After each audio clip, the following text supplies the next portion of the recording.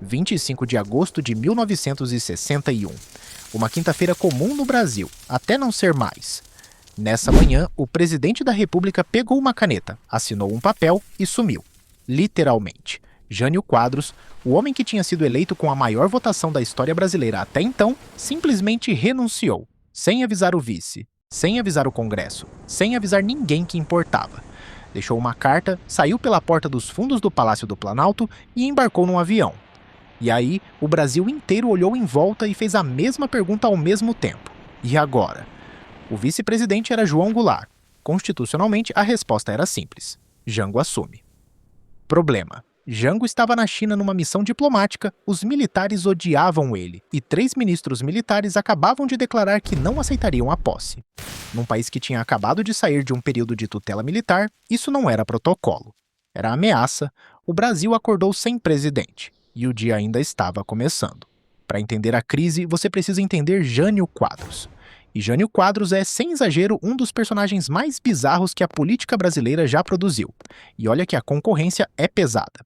Ele era excêntrico por design, usava terno amassado como marca registrada, proibiu biquíni em praias e rinhas de galo por decreto e conduzia reuniões de governo de um jeito que deixava ministros completamente perdidos. Mas era eleitoralmente imbatível. Ganhou a presidência em 1960 com quase 48% dos votos, num país que mal tinha terminado de construir Brasília. A carta de renúncia que ele deixou culpava forças terríveis que estariam sabotando seu governo. Nunca explicou quem eram essas forças, nunca deu detalhes. Alguns historiadores até hoje debatem se ele esperava que o Congresso recusasse a renúncia e o devolvesse ao poder com mais força política. Se esse era o plano, não funcionou. O Congresso aceitou a renúncia em tempo recorde e Jânio foi para casa, deixando o Brasil numa crise constitucional sem manual de instruções. João Goulart, Jango para todo mundo, era o vice-presidente legítimo. Na teoria, a sucessão era automática. Na prática, era um campo minado. Jango era trabalhista, ligado ao getulismo, admirador confesso de algumas reformas socialistas. Numa América Latina de Guerra Fria, onde os EUA enxergavam comunistas debaixo de toda pedra, isso era suficiente para deixar Washington nervoso, e os militares brasileiros mais nervosos ainda. Os 3 ministros militares, Exército, Marinha e Aeronáutica, emitiram uma nota conjunta dizendo que a posse de Jango representaria risco à segurança nacional. Numa linguagem mais direta, se ele tentar assumir, a gente impede. Isso era tecnicamente uma tentativa de golpe. Mas ninguém usava essa palavra em voz alta ainda. Jango estava em Pequim quando soube da renúncia de Jânio.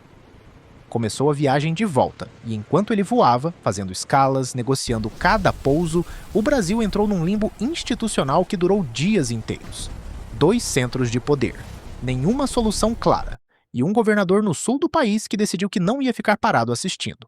Leonel Brizola era governador do Rio Grande do Sul, cunhado de Jango. E o tipo de político que, quando encontra uma crise, não recua, parte para cima. Enquanto os ministros militares bloqueavam a posse em Brasília e o Congresso debatia saídas jurídicas, Brizola fez algo que ninguém esperava. Mobilizou o povo, literalmente. Ele abriu o Palácio Piratini, sede do governo gaúcho, como quartel-general da resistência. Requisitou a Rádio Guaíba e começou a transmitir ao vivo uma cadeia de rádio que ficou conhecida como a Rede da Legalidade. A mensagem era simples e direta. A Constituição diz que Jango é o presidente. Ponto. Qualquer coisa diferente disso é golpe. E o povo precisa saber. Se você está achando essa história mais tensa do que esperava, já deixa o like aqui no Passado Simples. Porque o que aconteceu nas próximas 72 horas é o tipo de coisa que faz a gente entender por que o Brasil de hoje é do jeito que é. A Rede da Legalidade começou a crescer. Outras rádios aderiram. Sindicatos, associações civis, políticos de vários estados começaram a se posicionar. O que os militares pensavam que seria simples estava virando um problema enorme.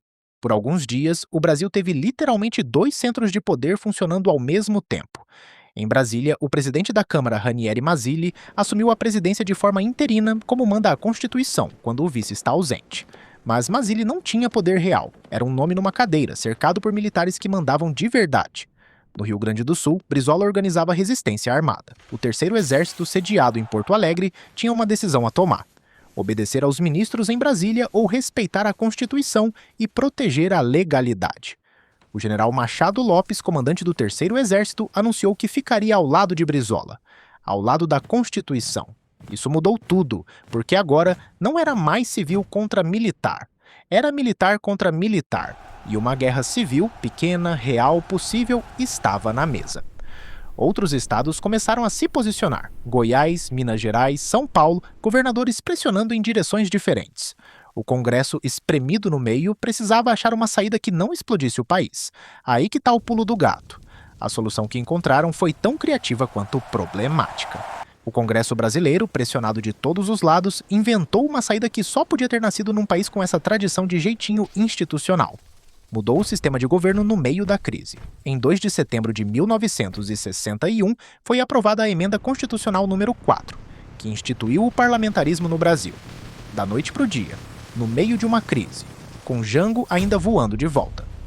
A lógica era a seguinte: os militares não queriam Jango com poder total. Jango queria assumir. O parlamentarismo era o meio termo. Ele assumia a presidência, mas com poderes reduzidos, compartilhados com um conselho de ministros, chefiado por um primeiro-ministro. Jango aceitou, não porque concordava. Ele deixou claro que considerava a emenda uma imposição ilegítima, mas porque era assumir assim ou não assumir. Em 7 de setembro de 1961, dia da independência, com toda a ironia que isso carrega, João Goulart tomou posse como presidente de um Brasil que tinha acabado de mudar de sistema de governo às pressas, sob pressão militar, para resolver uma crise que durou menos de 2 semanas e deixou marcas por décadas. O parlamentarismo durou pouco. Em 1963, Jango convocou um plebiscito, previsto na própria emenda, e o povo brasileiro votou pela volta do presidencialismo com mais de 80% dos votos. Jango recuperou os poderes plenos, e aí ele foi longe demais, pelo menos na visão dos militares e de parte da elite brasileira.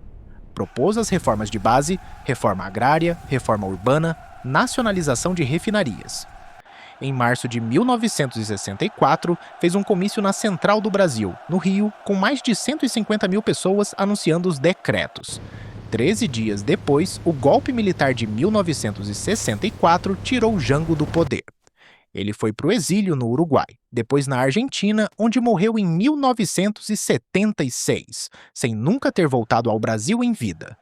Brizola sobreviveu, foi caçado, exilado, voltou com a anistia em 1979 e ainda governou o Rio Grande do Sul e o Rio de Janeiro nas décadas seguintes. Viveu para ver a democracia voltar. Os ministros militares que ameaçaram bloquear a posse de Jango em 1961 nunca foram responsabilizados por nada. A crise de 1961 durou menos de 2 semanas, mas ela revela um padrão que o Brasil repetiu várias vezes ao longo do século XX e que vale a pena olhar de frente. Toda vez que um resultado democrático incomodou quem tinha poder de fogo, a Constituição virou papel negociável. Toda vez que a pressão popular foi grande o suficiente, os mesmos poderes recuaram, mas guardaram o ressentimento para usar depois. Jango assumiu em 1961 porque Brizola e o Terceiro Exército não deixaram o golpe passar. Mas o golpe voltou em 1964, mais organizado, mais rápido e sem Brizola, para fazer a rede da legalidade funcionar a tempo. A história não se repete igual, mas ela rima. E entender o que aconteceu naqueles dias de agosto e setembro de 1961 é entender um pouco melhor por que o Brasil chegou onde chegou e o que custou para chegar até aqui. Isso foi Passado Simples. Se esse episódio te fez ver a história brasileira com outros olhos, compartilha com alguém que precisa saber. E se inscreve no canal porque toda semana a gente desenterra um pedaço do passado que ainda explica o presente. Nos vemos no próximo segredo.